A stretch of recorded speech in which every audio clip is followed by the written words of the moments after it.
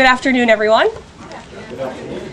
We are now in day 3 of the Democrat-led government shutdown. The Democrats continue to recklessly hold the American people hostage over their demands to give illegal aliens free health care. Republicans are fully unified behind passing nonpartisan clean funding bill, the exact same bill that Democrats approved back in March to reopen the federal government.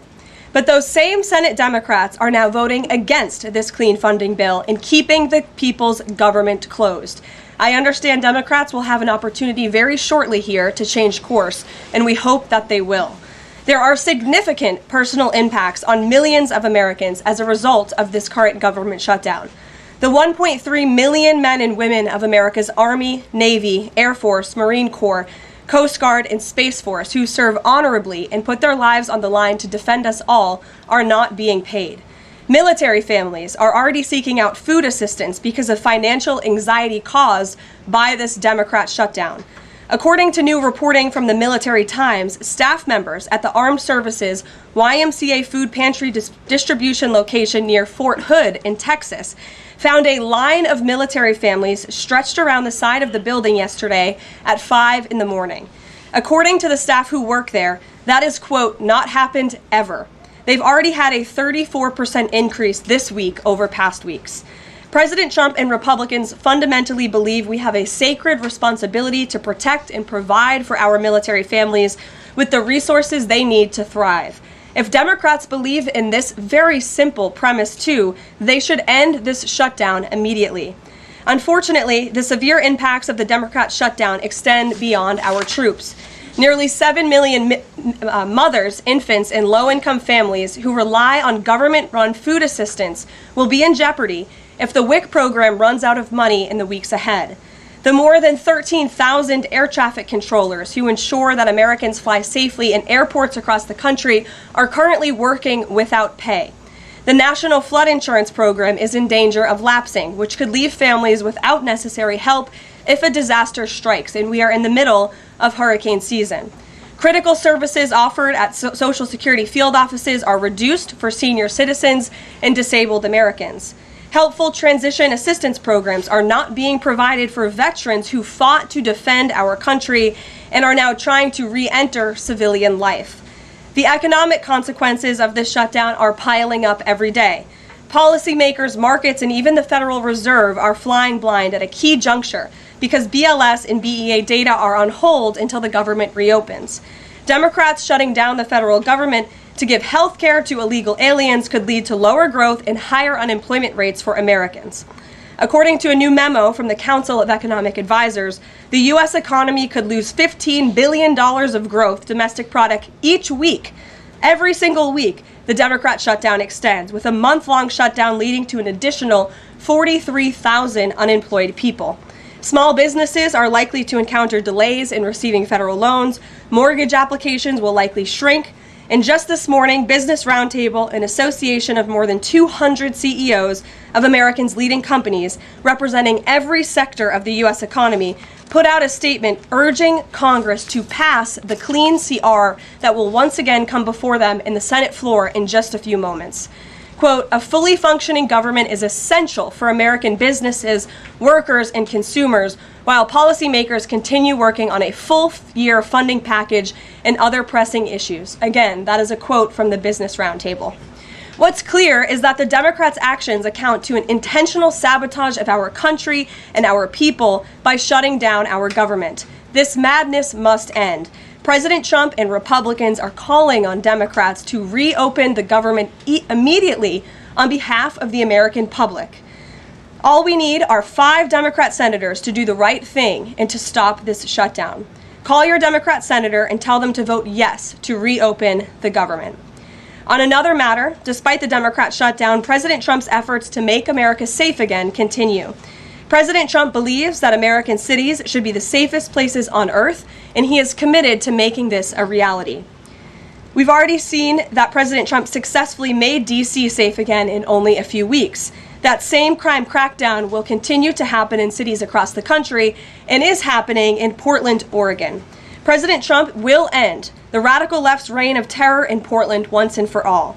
The president has directed Secretary Hegseth to provide all necessary troops to protect war-ravaged Portland and any ICE facilities under siege from attack by Antifa and other left-wing domestic terrorists. What's been allowed to happen in Portland, and we saw disturbing video footage of this last night, this is not peaceful protesting, this is left-wing anarchy that has been destroying this great American city for years, leaving police officers battered, citizens terrorized, and business properties damaged. Since early June alone, Antifa terrorists have laid siege to the ICE field office in South Portland. These radical left-wing lunatics have violently breached the ICE facility by using a stop sign as a battering ram, hurled explosives and other projectiles at law enforcement, repeatedly assault and dox officers, berate their law-abiding neighbors, and have even rolled out a guillotine in front of the ICE facility. And more people should be reporting on that. President Trump has sent federal law enforcement to protect federal assets and arrest those fueling this violence. Just last night, we saw an extremely troubling incident where conservative journalist Nick Sorter was captured on video being taken into custody by the Portland police after he was ambushed by Antifa and was defending himself from these assaults. But instead of arresting these violent mob members night after night after night who are ravaging this community, the police arrested a journalist who was there trying to document the chaos, and everyone in this room should be extremely concerned about that. The Department of Justice spoke with that journalist this morning, and they will be launching a full investigation into his arrest.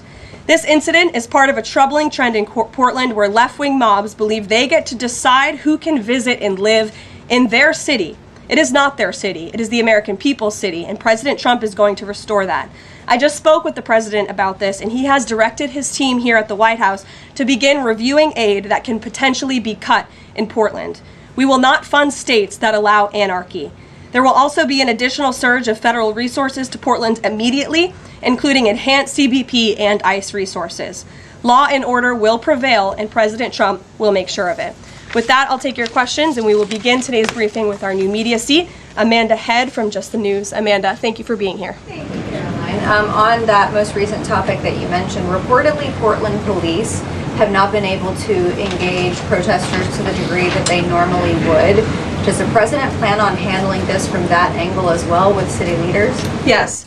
From our understanding, the law enforcement that we have here in the Homeland Security Task Force, I spoke with them this morning, and what they're seeing is that unfortunately, local police has been restricted from responding or cooperating at all with federal authorities, which is completely absurd. We have surged federal law enforcement personnel to this city to restore law and order and to work alongside local law enforcement. And we've seen the benefits of this in Washington, D.C. And all of you live here, so you can agree Washington, D.C. is and feels much safer because of the cooperation between federal and local law enforcement. They can and must be working together, and we think it's despicable that these local elected officials who swear an oath to protect their people are preventing law enforcement from doing their jobs on the ground. So that's why the president has directed his team here at the White House, and they are already on it to look into how we can cut funds. And the president wants to work with anyone. If the mayor of Portland were to call him right now and say, "Mr. President, please help us," I am sure the president would be willing to do that. He is genuinely serious about wanting to restore order in America's cities. But it's become apparent that the local and elected officials in Oregon do not feel the same, and that's very unfortunate for the people who live there. And then one more question on the government shutdown. Should there be some type of scheduled layoffs to maybe entice Democrats to come to the table, like every hour another agency, another 100 pink slips? I'm sure Russ Vought has a list of folks ready to go. Well, look, the Office of Management and Budget, as we've said repeatedly, is working with the agencies and our cabinet secretaries to identify where cuts unfortunately can and have to be made. And again, we understand there's another vote happening on the Senate floor in an hour. Maybe if Democrats do the right thing, this government shutdown can be over. Our troops can get paid again. We can go back to doing the business of the American people. But if this shutdown continues, as we've said, layoffs are an unfortunate consequence of that. And Russ Vought has been in contact with our cabinet secretaries at their respective agencies to discuss that. Thank you, Amanda. Kelly. How would this administration define what makes a Democrat agency, which agencies, and what constitutes being a Democrat agency? I think this administration has been very clear, Kelly, that we're not going to tolerate waste, fraud, and abuse in our government. And we've also been very clear to point out when agencies or when programs do not align with this administration's values of putting our country first. You've seen that with USAID and in various other cases where there's been cuts made or funding has been slashed. And so, again, unfortunately, we're having to do a massive review of the bureaucracy to be good stewards of the American taxpayer dollar. And it's the Democrats who have forced the White House and the president into this position by voting to shut the government down. You've talked about thousands likely layoffs coming. Do you have an update on the timeline for that? How quickly, and if the government is restored to funding and back in operation, will that list of potential layoffs still be on the table? Look, as I just stated, the Office of Management and Budget is in constant communication and contact right now with our cabinet secretaries and agencies across the board to identify, unfortunately, where layoffs have to be made and where cuts have to happen. But again, the Democrats have an opportunity to prevent this if they vote to reopen the government. That is all this administration and the president is asking for. Vote for a clean, continuing resolution to keep the government open. Peter. Thank you, Karoline. During the campaign, Thank you, Peter. I was raised to say thank you in the White House briefing room. During the campaign, President Trump said that he did not know anything about Project 2025. Now he knows about it. Is that the blueprint for shrinking the government? Look, the blueprint is what the president and his team and his cabinet secretaries ultimately decide. And the president trusts his cabinet secretaries to identify where there is waste, fraud, and abuse. We pointed out this morning, or Russ Vought tweeted about this morning, a Chicago rail project that was canceled. We paused $2.1 billion in Chicago infrastructure projects, specifically the Red Line extension and the red and purple modernization projects. And it's because the administration is concerned that the Biden administration was handing out taxpayer dollars to pay for this construction based on DEI. DOT is reviewing the race-based contracting on unconstitutional grounds, and in the meantime, the Department of Transportation funds for these projects are on hold. So I guess this answers both of your questions. This would be an example of that. And just because there's so much shutdown talk, something different. What do you guys think about the NFL's decision to name Bad Bunny as the Super Bowl halftime performer, somebody who has not scheduled shows in the U.S. because he says that he's worried that ICE is going to come and arrest his fans? Well, look, I know there are many in this room who are very anxious to hear the president's response to Bad Bunny being the halftime show, so I won't get ahead of him. I won't reveal what he feels about this. Next time you all ask him a question, you're welcome to do that. I have my own feelings on that, but that's not what I'm up here to talk about. As far as ICE being at the Super Bowl, as far as I'm aware, there's no tangible plan for that in store right now. However, of course, this administration is always going to arrest and deport illegal immigrants when we find them. If they are criminals, we're going to do the right thing by our country. Kate. Did the president and Russ Vought decide yesterday in their meeting which cuts they wanted to make to agencies and which ones would be permanent? Again, I've kind of answered this question a few different times now. It's been asked in a few different ways. Their discussions continue between the Office of Management and Budget and cabinet agencies across the board, and they are actively identifying where these cuts and these layoffs have to be made as this government shutdown hopefully does not continue. And on Hamas, the president said that if Hamas rejects the proposal that Netanyahu would have his full backing to finish the job. A UN report found that Israel was committing genocide in Gaza. Does the president have concerns about the civilians being killed, the worsening humanitarian crisis, and are there limits to what the White House would support when it comes to Israel's actions in Gaza? Look, the president has deep concerns about all of the atrocities that have taken place in the Middle East over the past few years. It's deeply unfortunate that he inherited this mess from the Biden administration. If you all recall, under President Trump in his first term, the Middle East was on a pathway for peace and prosperity. There was the historic signing of the Abraham Accords. Israel was on a path to normalization between Arab and Gulf nations, and we hope that can continue. But right now, the president has made it very clear to Hamas that this is an acceptable and detailed proposal that they must accept, or the consequences are going to be very grave for them. And he has given them a deadline of Sunday evening at 6 p.m. When I was out here on Wednesday, I told all of you, I'll leave it to the president to make that red line, and he now has. I think the entire world should hear the president of the United States loud and clear. and Hamas has an opportunity to accept this plan and to move forward in a peaceful and prosperous manner in the region. And if they don't, the consequences, unfortunately, are going to be very tragic. Michael. Thank you, Karoline. Has the president declared war on international drug cartels? And if so, or if he will, does he feel he needs congressional approval? As the White House has said many times, the president has directed these actions, these strikes against Venezuelan drug cartels and these boats, consistent with his responsibility to protect the United States interests abroad and in furtherance of the U.S. national security and foreign policy interests. This is pursuant to his constitutional authority as commander-in-chief and the chief executive to conduct foreign relations. In each of these cases, Michael, the vessels have been assessed by the U.S. intelligence community to be affiliated with designated terrorist organizations engaged at the time in trafficking illicit drugs to our country. The president has been very clear, dating back to the campaign trail, that he is always going to do what's in the best interest of the American homeland.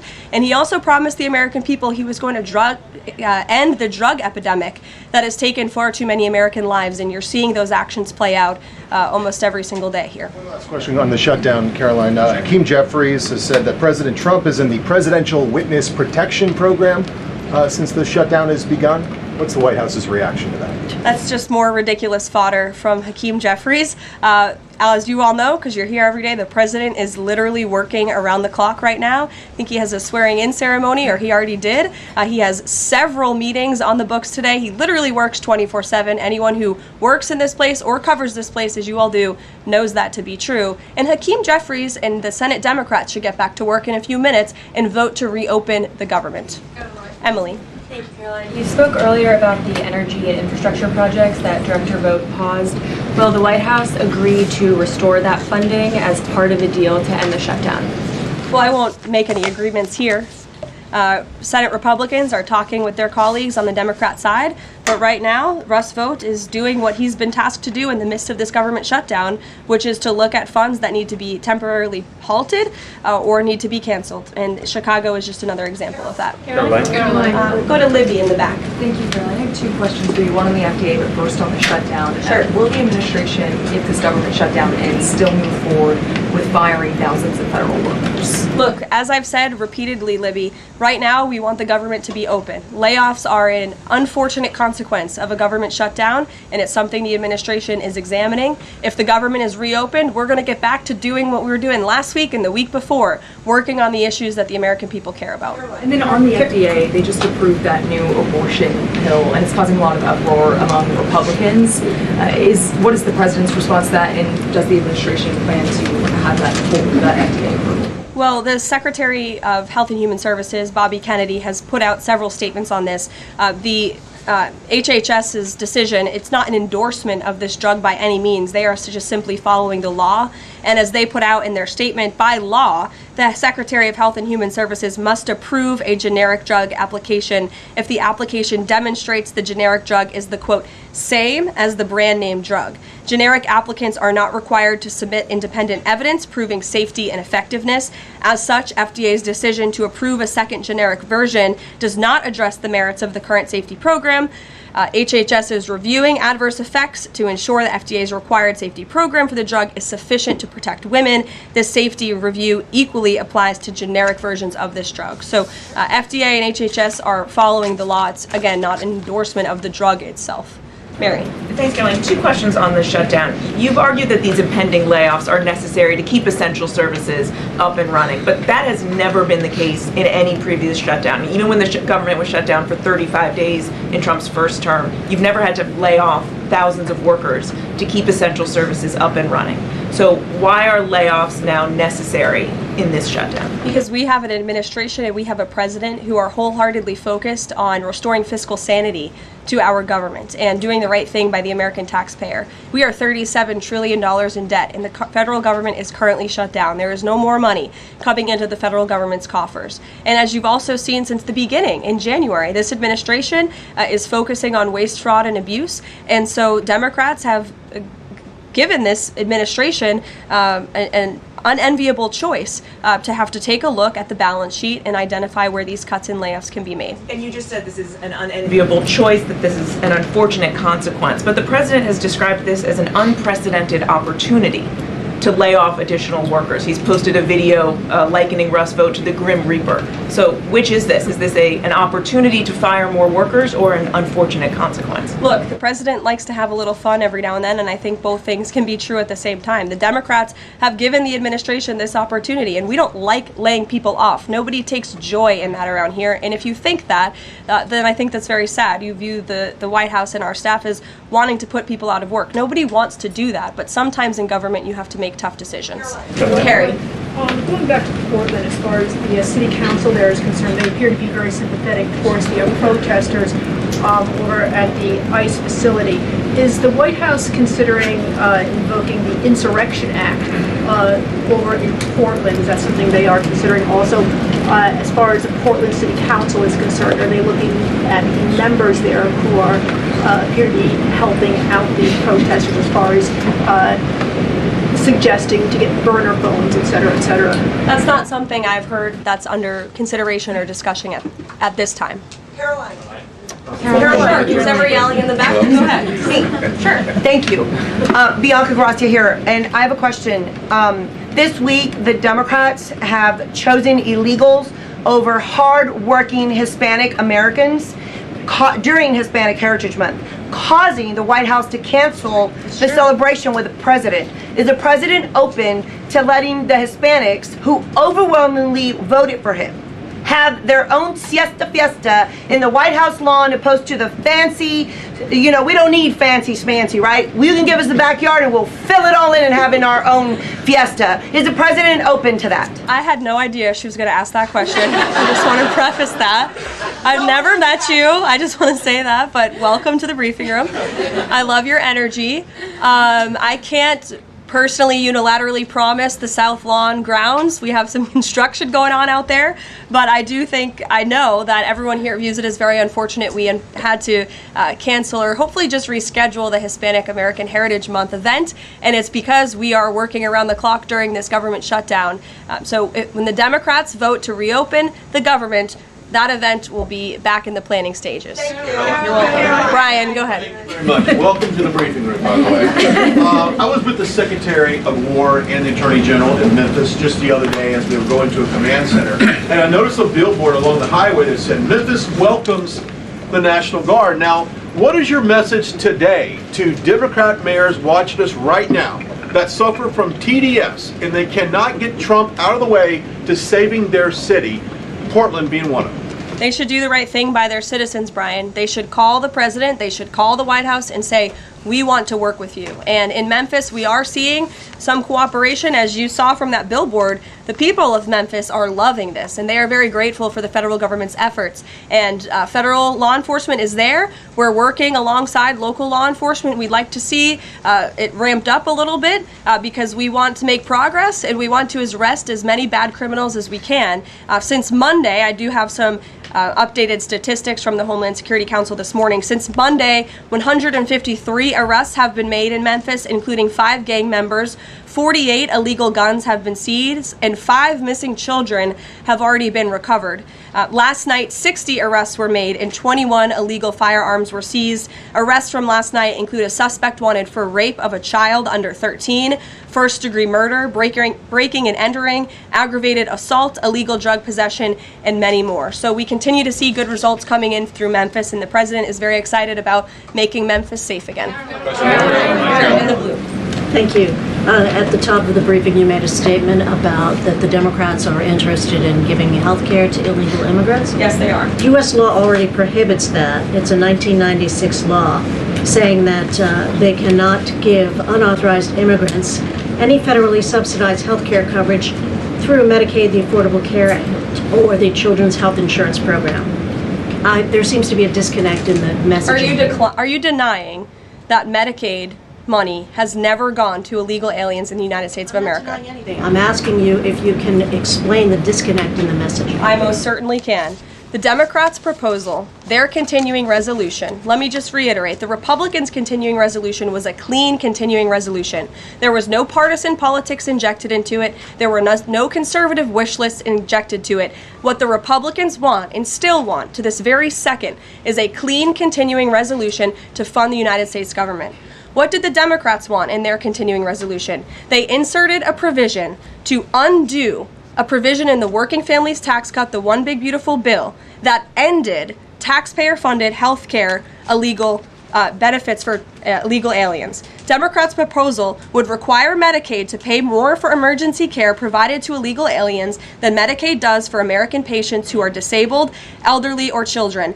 And this bill would have also allowed California to continue a gimmick that funds its Medicaid for illegals program. Those are things that we ended, the Trump administration ended, with the passage and the signage of the One Big Beautiful Bill. And it is an undisputed fact, a fact that under the Biden administration, illegal aliens were absolutely receiving taxpayer-funded healthcare benefits. In fact, in fiscal year 2024, Medicaid costs for emergency services for illegal immigrants skyrocketed by 142% from the previous year to $9.1 billion. That's $9.1 billion taxpayer dollars that were going to emergency services for illegals. Between President Trump's last full fiscal year under his first administration and Joe Biden's last full fiscal year, Medicaid spending on emergency services for illegal immigrants nearly tripled. There was an increase of 196% between 2020 and 2024. And I have a chart here for you, and I'm more than happy to email it to you. I'd also like to add,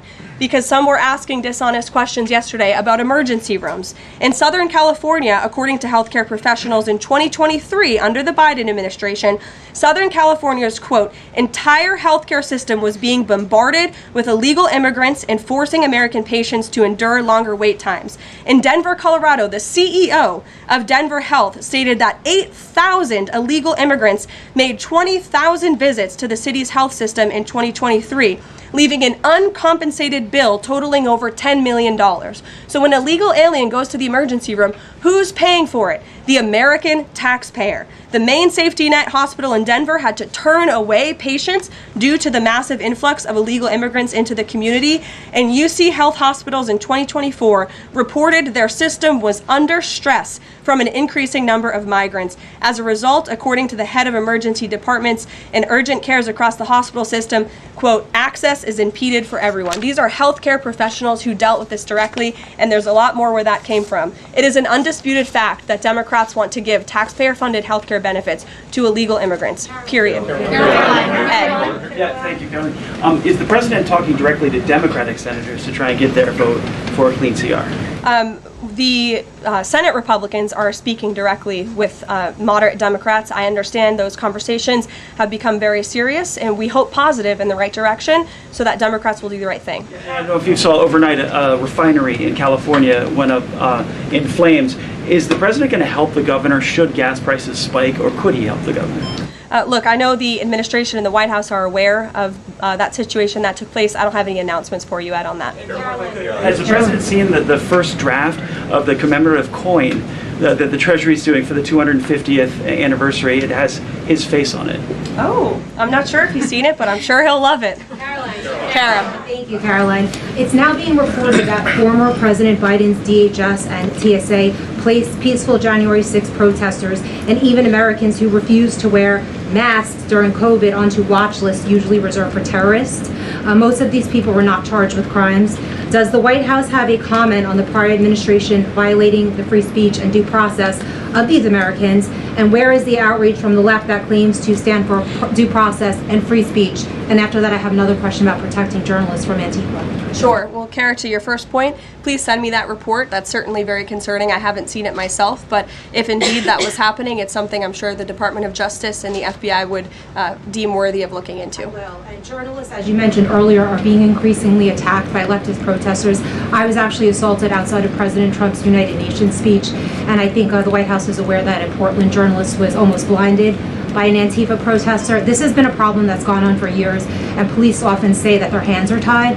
Does the White House have a plan or plan on issuing a statement maybe discouraging this violence against journalists out on the street like me and so many others in this room? Well, I hope that my statement earlier in the briefing served that purpose, but of course we condemn violence against anyone in this country, and journalists as well, who are exercising their First Amendment right. And there have been so many incredible independent journalists across the country who have gone undercover within Antifa and really have come to understand how this is a growing domestic terrorism threat inside of our country. And I would encourage maybe some of you in this room to get out outside the Beltway and go do some of that undercover investigative reporting, because it is really incredible what they found. I met with one of them in my office yesterday, and they're doing very dangerous work in difficult circumstances, and Antifa is a very violent group, as you've experienced and that many others in the media have as well. Christian. Yeah, thanks, Caroline. Following up on Libby, sort of on the other side of the abortion debate, has the president abandoned his campaign pledge to mandate insurance coverage for IVF services? No. Was there any update on that? We flew by that May EO deadline for the White House to produce a plan. I literally just read a statement from the Health and Human Services on for Libby at least, as far as IVF goes. I'll check in with our policy team and we'll get you some updates. And then on Russia, how concerned is the White House that the Russian Navy seems to be escalating its provocation of NATO allies? I'm talking, of course, to the several close calls they've had with the Danish military during the EU leaders meeting in Copenhagen. It's something the administration takes very seriously, and we are constantly monitoring it. The National Security Council here at the White House is in constant correspondence with our NATO allies, and the president speaks to many of them as well. Caroline, we've seen a spate of gun violence in this country, both mass shootings. We've seen this Michigan church that was attacked, children being shot in pews in Minnesota. We've also seen politically motivated assassinations of Minnesota lawmakers, Charlie Kirk. Has any of this made the president or the White House rethink gun safety prevention in this country? Either red flag laws, I know that was a conversation in the first Trump administration, or is there anything on the table right now on gun violence? Of course, this is an extremely pressing issue for the administration in our entire country. It's deeply alarming to everyone here, the violence that we've seen taking place all over the country, the assassinations that have unfortunately, tragically taken place throughout the last several months. There are many discussions about how to prevent such violence and how we can ensure that law enforcement has the resources they can on the ground to not only respond, but again, to prevent such tragedies from taking place. If there are red flags with an individual in a community, that they are treated as an emergency, a public safety emergency, not just, turn a blind eye to. There's many other things we can do, but the administration and the president has always also made it clear he's always going to protect the constitutional right, the Second Amendment constitutional right of Americans to own guns. Would you advocate for Congress to pass a federal red flag law? Right now, they just incentivize states financially to have red flag laws, but I know Lindsey Graham has worked on this as a Republican. There are some Republicans that do support this kind of gun safety legislation. I don't want to get ahead of the president on any congressional action or any suggestion to Congress on that matter. Andrew. Thank you, Caroline. Two things. First, to follow up on something you said earlier about hospitals treating undocumented or illegal aliens. Is it the administration's position that hospitals should not have to treat people who come into the emergency department who are not here legally? No, that's not our position. Our position is that it's completely unacceptable that the Biden administration paroled and encouraged an invasion of tens of millions of illegal aliens into our country and then promised them free health care.